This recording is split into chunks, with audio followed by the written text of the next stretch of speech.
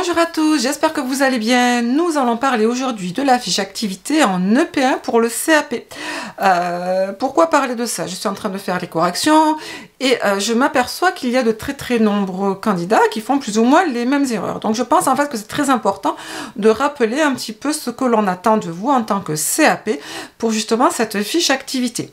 Alors pour ceux qui ne me connaissent pas encore, on ne sait jamais, donc je suis Béatrice Monnier, formatrice depuis 2003. Donc je vais vous dire bien évidemment, ce ne sont pas des paroles en l'air. Je suis également examinatrice lors de l'oral. Ce que je vais vous dire bien évidemment, c'est basé sur mon expérience dans un but justement de pouvoir vous aider et vous accompagner à avoir la meilleure note possible.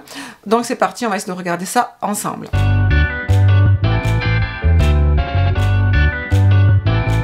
On va essayer de voir quelles sont les erreurs que je vois régulièrement sur cette fiche activité du CAP AEPE EP1.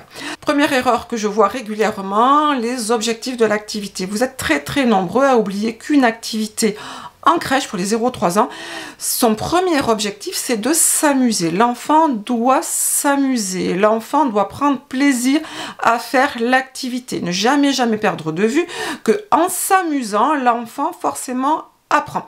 Et ça, c'est vraiment une erreur que l'on voit non seulement dans la description de votre objectif, mais également dans le déroulement. On voit beaucoup trop d'activités qui ont pour un objectif uniquement pédagogique, très directive, où vraiment l'enfant n'a pas l'impression, en tout cas dans votre fiche, que l'enfant s'amuse, que l'enfant prend plaisir. On a l'impression que c'est vraiment tac tu fais ça, un petit peu comme en école. Et là voilà, là votre rôle, attention, ce n'est pas un rôle de maîtresse. Vous accompagnez l'enfant à travers une activité. Et j'insiste bien sur le mot accompagner, on va y voir après. Donc du coup, attention, l'objectif premier de l'activité, c'est d'abord de s'amuser. C'est une activité ludique. Et après, bien évidemment, l'objectif de l'activité, c'est de mener l'enfant vers ses découvertes et apprentissages. Donc forcément, mais après, l'enfant va apprendre les couleurs, il va apprendre à partager, il va apprendre également à travailler la motricité fine, il va apprendre de nouveaux mots, les sens, ainsi de suite.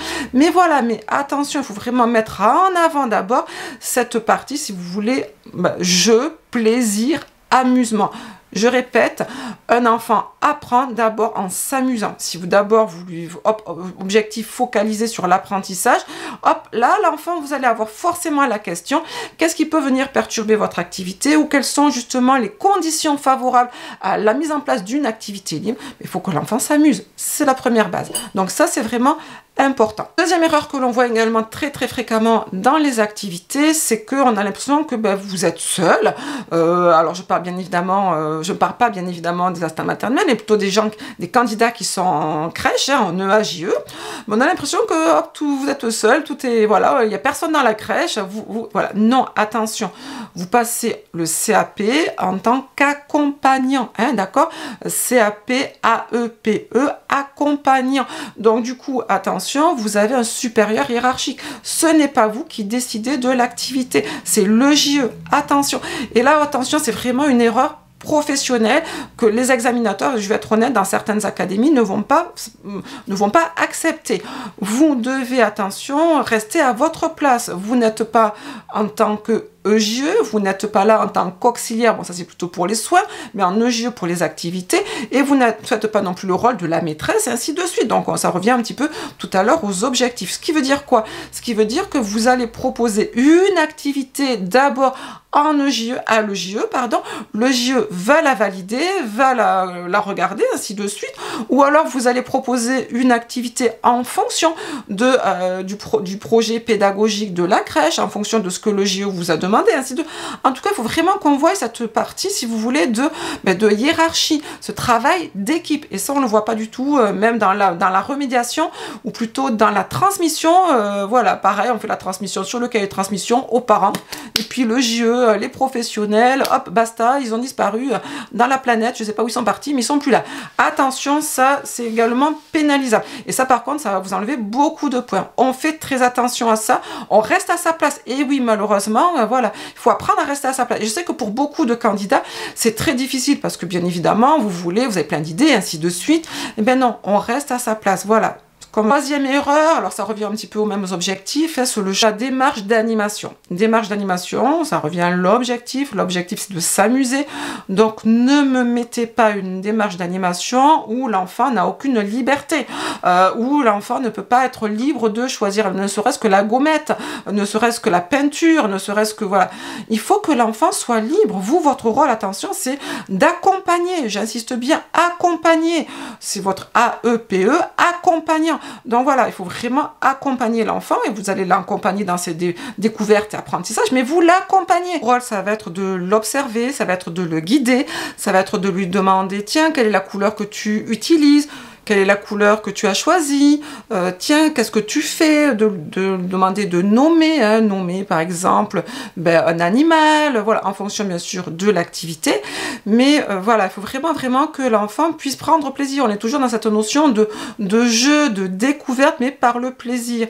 Donc attention, toutes les activités vraiment directives, d'ailleurs c'est le conseil PMI, ce n'est pas moi, hein, c'est PMI, la PMI, tout ce qui est directive, attention, ça c'est pour après 3 ans, tout que l'enfant prenne plaisir. Donc choisissez plutôt on va dire, une démarche d'animation soit libre, soit semi-dirigée, mais surtout pas dirigée. Pour le bilan, attention, le bilan, vous avez une partie sur le bilan. Là aussi, je vous ai toujours dit, il faut reprendre les objectifs de départ. Donc votre objectif premier, c'est est-ce que l'enfant s'est amusé?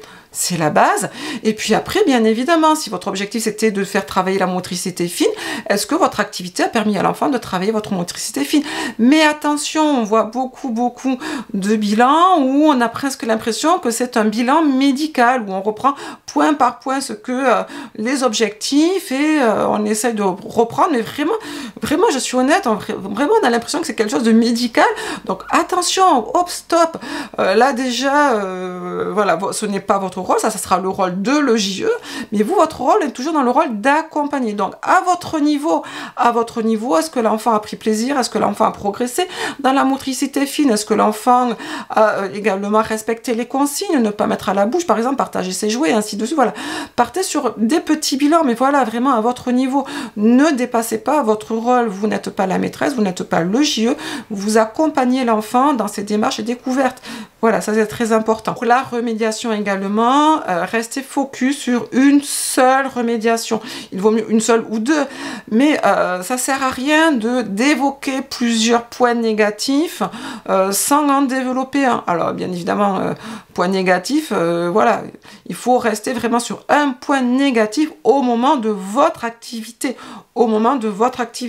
Par exemple, ça peut être, ben voilà, lors de l'activité peinture, j'ai peut-être utilisé que des pinceaux. Bon, mais je me suis aperçue que la petite fille, elle a eu du mal à tenir le pinceau. J'aurais peut-être dû utiliser une éponge, ou j'aurais peut-être dû utiliser un autre support, comme une pomme de terre, hein, pour faire justement, pomme de terre, c'est vraiment, on va dire, avec la motricité fine, c'est vraiment de la main, hein, de l'enfant, il va pouvoir justement la manipuler, voilà.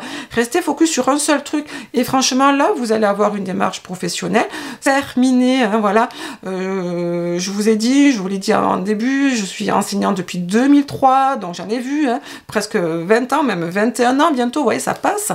Donc, si je dois vous donner un grand conseil, avec l'expérience, on s'aperçoit que les candidats qui ont des fiches parfaites, complète, mais vraiment trop parfaite, ben, tout simplement ces candidats se pénalisent par rapport à un candidat où sa fiche peut-être sera pas parfaite, sera peut-être incomplète. Le principal c'est qu'il n'y ait pas d'erreur, surtout pas d'erreur professionnelle.